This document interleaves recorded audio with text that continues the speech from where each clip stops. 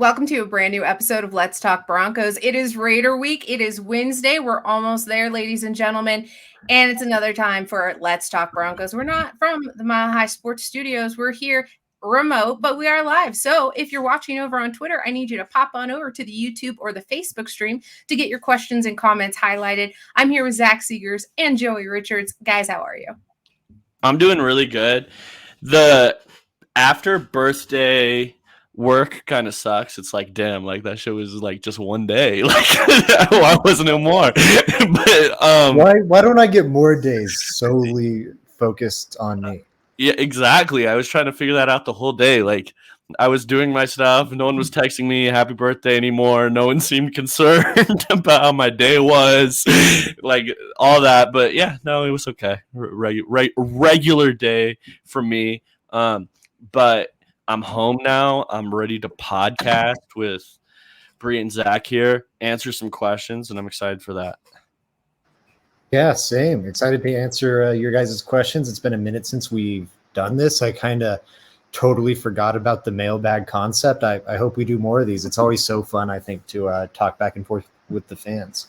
Yes. Almost forgot there's an option to ask everyone watching at home exactly what they're thinking. Now's your opportunity. If you missed the little first segment when you were jumping on, you are free to jump on over to the YouTube stream, which should be linked in the chat. Zach, if you can check to make sure that's there for everybody, and they can jump on over and get their questions and comments highlighted. Samuel's already here, ready to hang out with the Let's Talk Broncos crew. Always looking forward to seeing you in the chat, Samuel. Thanks for stopping by. Also, Mike Clark from MHRT 5280 podcast. Always love to see you as well. He's got a question that we can use to actually start this thing off. If you guys are ready for that, I'm going to go ahead and pop the oh no, I can't. I meant to pop the other one up there. Never mind. This is the kind of production that I run. D-Bronk's also in the chat, and he's got little piggy emojis. Thanks, 14. All right, we'll go to Mike's question first. With the lack of production from KJ Hamler, when will we start seeing a Hamler, Montrell Washington, and Jalen Virgil rotation?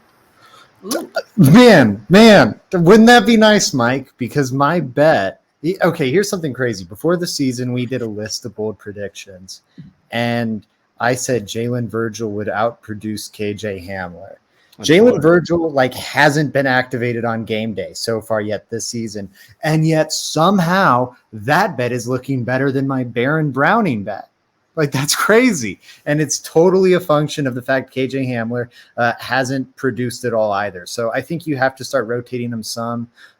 If you can't rely on KJ Hamler to do it, I just don't get why they don't trust Jalen Virgil. To be fair, it was preseason, but I don't know. He's got the tools where I think he could be an effective weapon in this offense, at least as much as KJ Hamler has proven to be. Okay. I will say, so for how little KJ Hamler played, week one was a lot. He showed some little things there. It wasn't all the worst ever. KJ Hamler, there was one where he didn't get both feet in on a deep pass from Russ, but it was still a tremendous catch, especially from a receiver with KJ Hamler's size, right? He's a short guy. You really have to put it on the money for him to be able to catch it a lot of the time just because of that stature. He also had a PI that led the Broncos down to the 1 yard line in that first game. But yeah, you're right. I mean, I don't know when we're going to see more of those guys. The whole Jalen Virgil thing is interesting to me just because, hey, we cut Kendall Hinton to keep Jalen Virgil on the roster, and we haven't seen any Jalen Virgil, but we've seen a ton of Kendall Hinton. So the whole thing is a little weird to me. It just says that they thought that Jalen Virgil would be picked up. They didn't think Kendall Hinton would. But at the end of the day, that it is weird that they would cut one guy, keep the other guy on the roster, and not play Jalen Virgil. And it's not the only position they've done it either. They did the exact same thing on the defensive line this past week, where they've had Uwazurike rostered the whole time. Aren't playing him whatsoever. And then they activate Jonathan Harris, and he's the one who gets snaps. That one's probably more concerning because Uwazurike's a fourth-round draft pick, not an undrafted free agent. Right. But yeah, I don't know. Jalen Virgil has great vertical burst. This offense could use, I think, some more vertical threats. I think he's a better like pure downfield receiver than Montrell Washington. I think Montrell Washington might be a better all-around player, but like just I'm throwing the ball up downfield. Who do I think has a better chance of coming down with it? Virgil, I think. But what we saw out of Montrell Washington on some of those sideline grabs it gives me some hesitation. I don't know. I just like get Jalen Virgil in this offense. You're desperate for anyone to contribute as a receiver. You'd think he'd be involved. Why are there a lack of Hamler targets? Do either of you have a hypothesis to that? Hamler didn't play much last week. Week before that, he played a little more. Week before that, week one, he played, I think, the most. If I were to guess, I haven't really looked out there, but I would say week one, he played the most. He was like heavily in a rotation there. But I think that has a lot to do with it. And hey, I mean, we talked about this here on this podcast, so hey, props to us. But we were talking about how, hey, KJ Hamler is coming off an injury, and who knows how far he is in the process. He didn't play a lot in training camp whatsoever. He got some preseason snaps. Just that's it. He's coming in completely brand new off of a serious injury, right? So it's going to take some time, and who knows if he's going to be ready at all this year.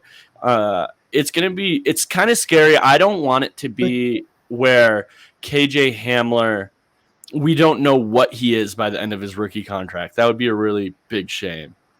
But it feels kind of like we're there right now. And to Joey's point, it doesn't seem like this staff has much confidence in him, like at his current state of health or whatever it is.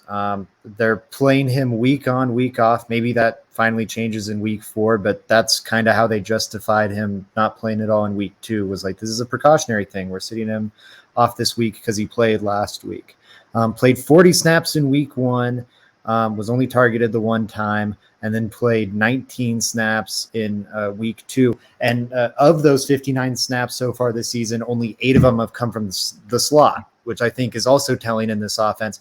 They do not trust him to block people. They are only going to line him up out wide. They primarily have been putting Cortland Sutton out wide. They've primarily been putting Jerry Jeudy out wide.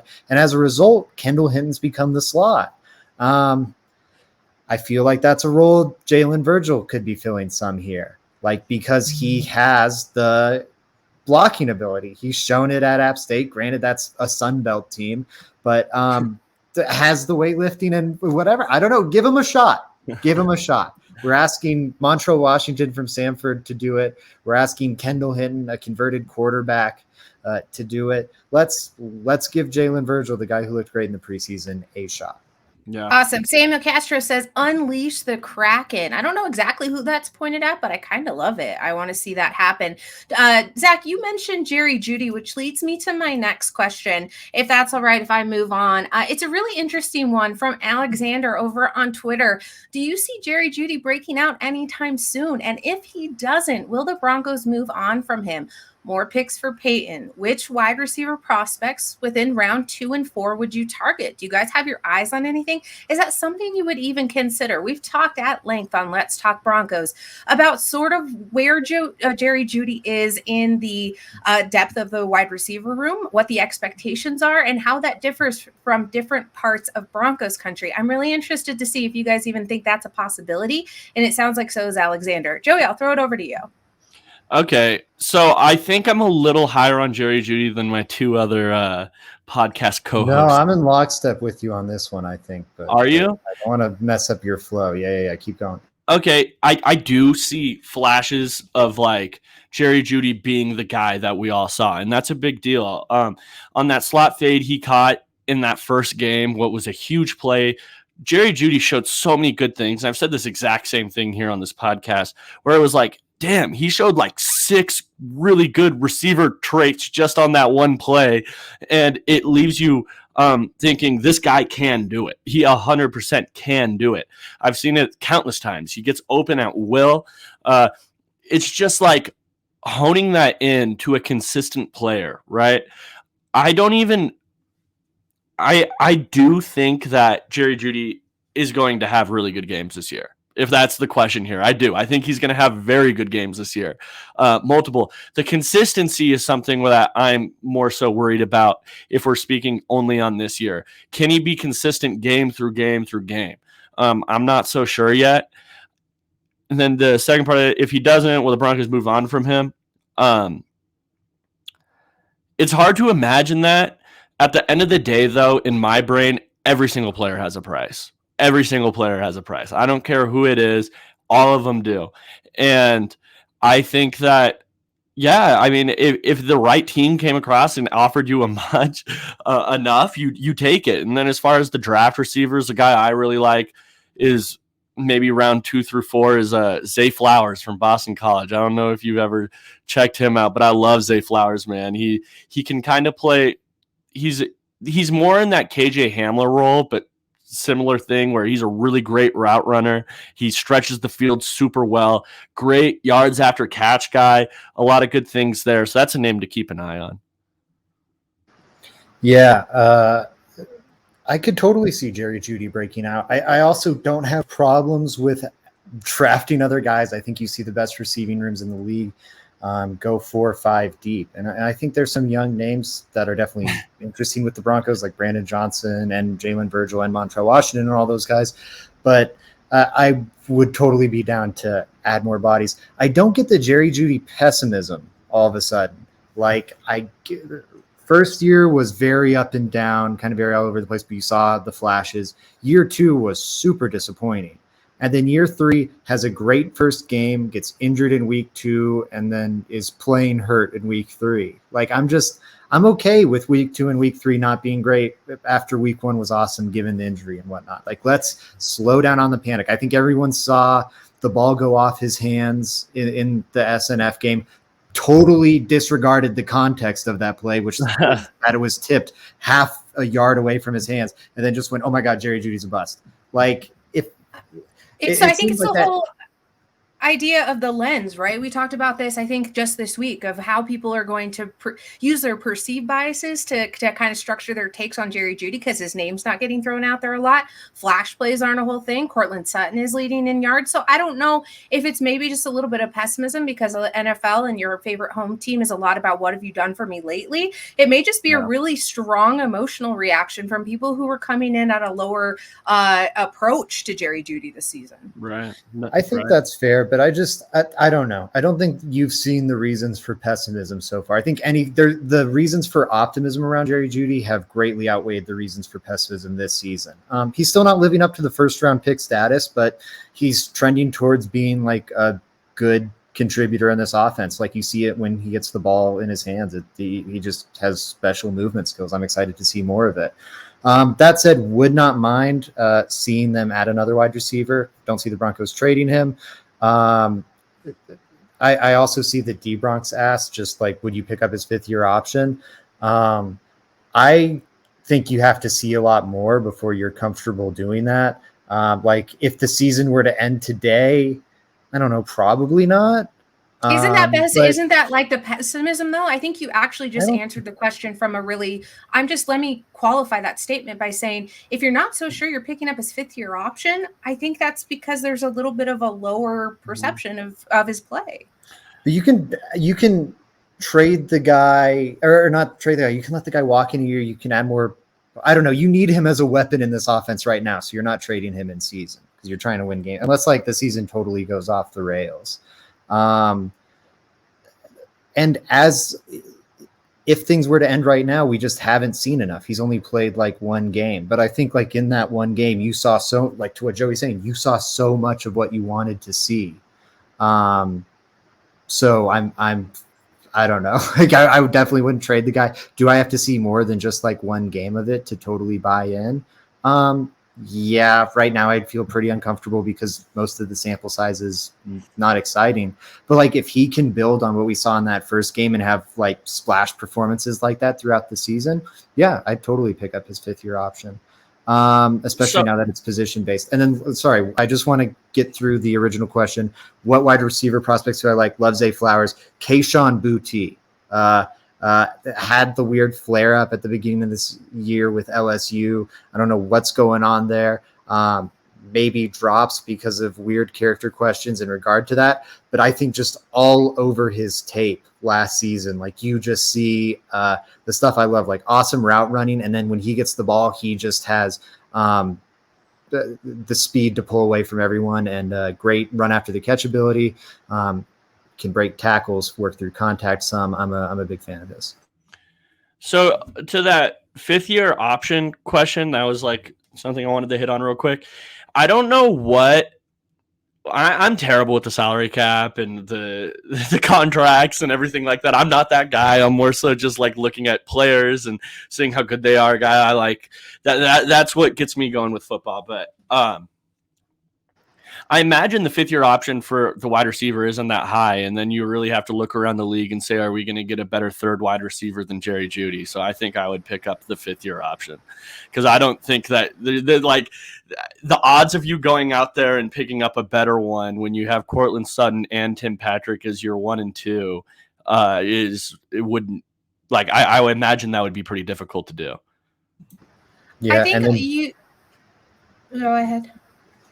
I think that it's interesting if we would be having this conversation if Tim Patrick was still available and not injured, right. If that changes whatsoever, because I think Broncos country is just really hungry and looking forward to some offense from the Denver Broncos. And I think that kind of comes up in this, like, where can we point the finger and where does the blame go with players? And unfortunately, Jerry Jeudy kind of has been under the thumb on that. So I think that's just what you're seeing there. Alexander was watching. He says, thanks for the extensive answer, you three. I'm very willing to wait until the offense really clicks. If Jeudy still underperforms, then it's about time to think about a replacement. It's interesting that you stated that, Alexander. Thank you for tuning in. Zach, go ahead. And then I think, just getting back to what I was saying, I would be looking at drafting a wide receiver anyways. Like, it's a good way to add talent to the offense. It's one of the positions with a higher hit rate over the last few years. There's a lot of good prospects entering the draft. I do think next year's a little down at wide receiver, but I would totally look at one in the mid rounds. I think you could look at D-line being a more pressing need area where they need to invest in picks. I think you could see corner or tackle, that being the case too. Those are probably the more pressing needs, but wide receiver would definitely be a spot I would throw draft capital at if I was trading. Unless Jerry Jeudy just lights the world on fire and has, like, I don't know, like one of these like AJ Brown, like just really becomes one of the young difference makers at the position. Okay, that changes it. D-Bronx chimed in. OTC has Jeudy's projected 5th-year option at $12.72 million. Alexander, I wanted to thank you again for chiming in and watching the show and submitting a question and then coming to watch it get answered. That's exactly what we were going for here. Really appreciate you stopping by. Feel free to drop more questions in the chat for all of us. I don't want to move on from this conversation, but I do think it's an interesting one, considering if had the reality of going across the league and if there was a non-QB positional player out there that you would want to poach from an AFC rival, which is a question that I'm going to throw up there next. We got it from around Twitter from Blue Ridge Bronc 1. Which non-QB player would you most want to poach from an AFC West rival? Would it be a wide receiver? Is there one out there right now, or would it be a completely different positional group? Joey, you can expand on the contract if you want to for the 5th-year option for Jeudy, or did you want to move on? I'll move on because I don't know what I'm talking about with the contracts. I appreciate you throwing that $12 million thing. I know that's higher than I thought it would be, but I don't have much to add on there. Which player? I didn't prep for this one. I think I can buy you some time and talk about the money thing. Yeah, go ahead. I'm fine. I'm fine with that fee. Next year's your last cheap year of Russell Wilson. Feeling good about that. But next year's your last cheap year of Russell Wilson. Might as well, or no, I guess the 5th-year option would be for the year after that. That does make it a little dicier. I would lean, I mean, it depends how consistent we see performances like week 1. If it really looks like week 2 and 3 were kind of the result of injury and whatnot, and we're going to see more week 1 performances. Not that he's dropping 100 yards and a touchdown every week, but, he's a real contributor, a real part of this offense. You know, maybe you take away that one big splash play, but there's more of those underneath plays we saw against the Seahawks. I'd be fine with it. If it's more like inconsistent like it has been through the first 3 weeks and that doesn't look like just the product of injury, then I'm probably holding off and betting that I can add a different young receiver between now and 2024 that can replace what he brings to the offense. Thank you for that, Zach. I have to throw up this comment because it almost took me out. Bronx said, Cal DM'd me and he said he couldn't make it tonight because of bad Creek pasta. He said Zach would know what that means. Ladies and gentlemen, welcome to the Let's Talk Broncos chat, where if you're not in on the inside jokes, you're just not going to get it. Looks like Cal's missing the show tonight. Cal, we wish you were here. I think you guys are the best. Let's see real quick. One more question. Don't forge the creek for pasta ingredients. That's disgusting. That's what happens, right? Do you think trading for a veteran would help the young wideouts from Samuel Castro?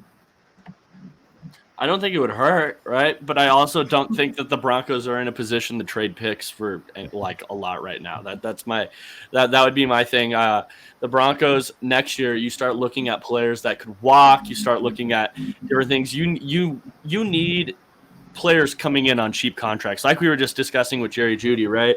The Broncos aren't, with this Russell Wilson contract coming up, they're going to need guys that can come in and play on cheaper deals to fill out that roster. You're going to need it. So I don't think the Broncos are in a position to make many trades right now. I wouldn't do it personally just because I'm thinking of the future. Russell Wilson's not just here for this year. It is you want to push hard now that we have him, but at the end of the day, I mean, we have him for a while, right? We just signed him to a 5-year extension. We need to think about the future. I wouldn't trade for a veteran wide receiver unless it was for a really low amount and I was getting like pretty good compensation out of it. I would definitely need to – it couldn't be a questionable trade to me. I would definitely need to think I win. That's fair enough. That's fair enough. Let's Maybe see. if you could trade players at a position you feel really deep for like it'd be more of a mid-level receiver, but a guy like Marquez Callaway, who I think would be a really interesting slot option in this offense. Some ties with Azani and whatnot. I don't know. He's a guy who could maybe replace some of that, what they would hope Tim Patrick would add to the offense. Frankie has an answer. It looks like, give me an offensive defensive MVP for the Raider game. Oh, I see where you're going with this. I thought you were trying to make a prediction of who you would poach from an AFC West rival. That question's coming up next, but I really like this. Who do you think wins offensive defensive MVP for the Raider game this Sunday? You guys have any strong leanings there? Yeah, I think offensive MVP, I think it's going to be a big Javonte Williams week against this Raiders front. I'm hoping we see refocus kind of back to the basics, leaning into the run game. And I don't know. I have my vision for what I'm hoping this coaching staff does. And I think that involves reinvesting in the run game. So I'll go Javonte Williams. And then defensive MVP, Pat Surtain. Devontae Adams has not been very productive the last 2 weeks. I think that continues, and Pat Surtain continues his all-pro campaign.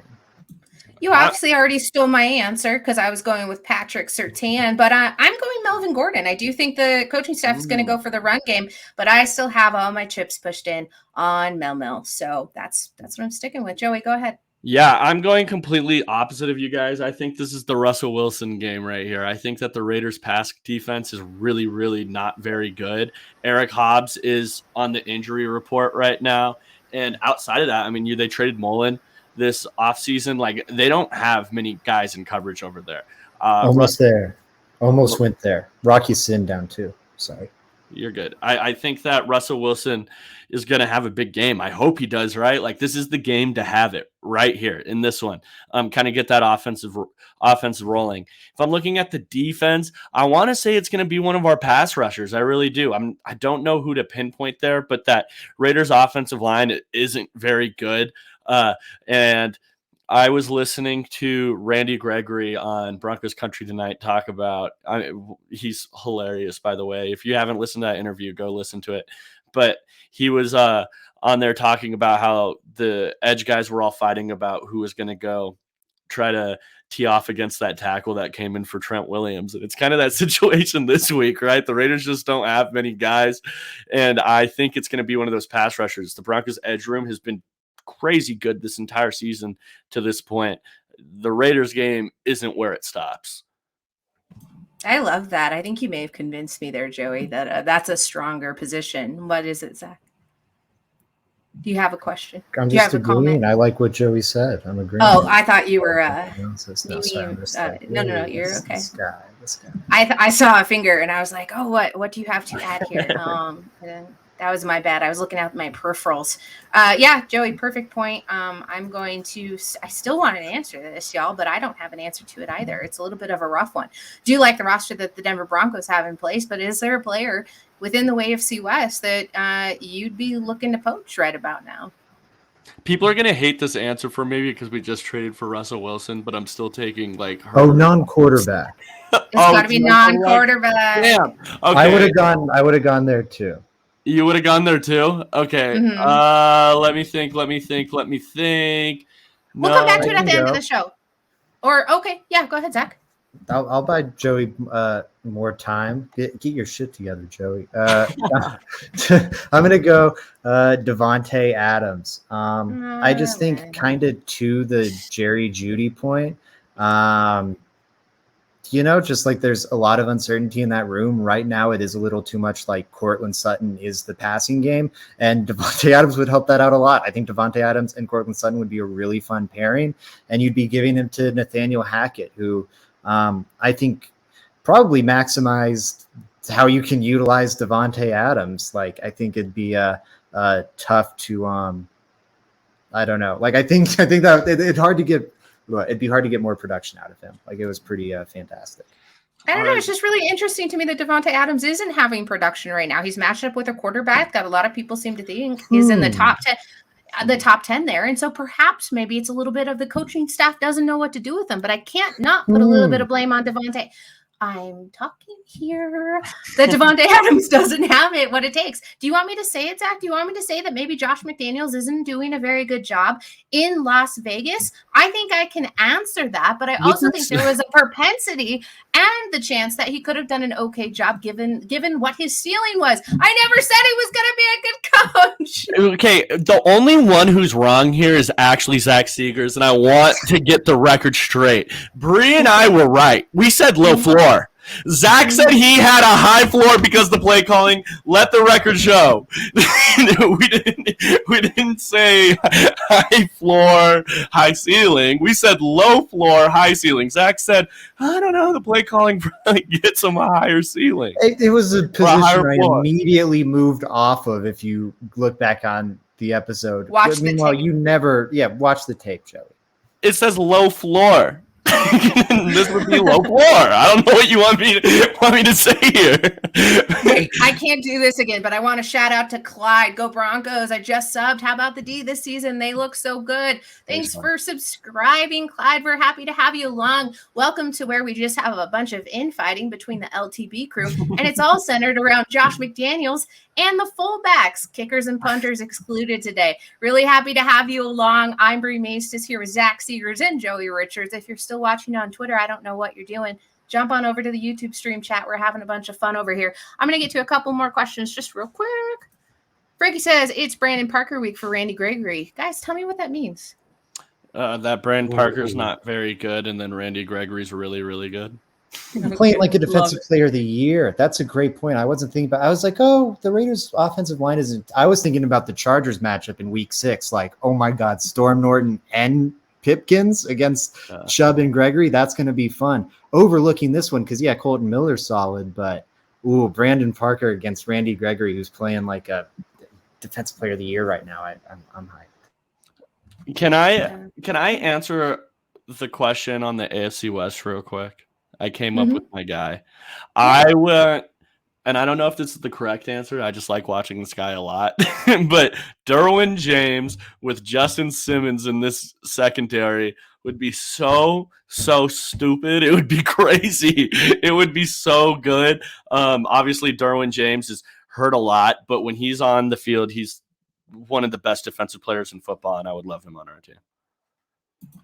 It looks like D Bronx agrees with you. He says, I'll take the Raiders, Adams, Chiefs, Creed Humphreys, and then the Chargers, Derwin James. So he agrees with you there.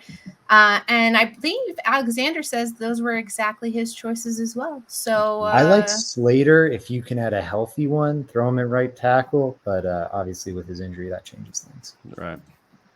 Yeah, I think that's fair. Interesting question posed by Kyle over on Twitter. What adjustment are you making this week to score 27 points? I think if we score 20 or more, it's a dub.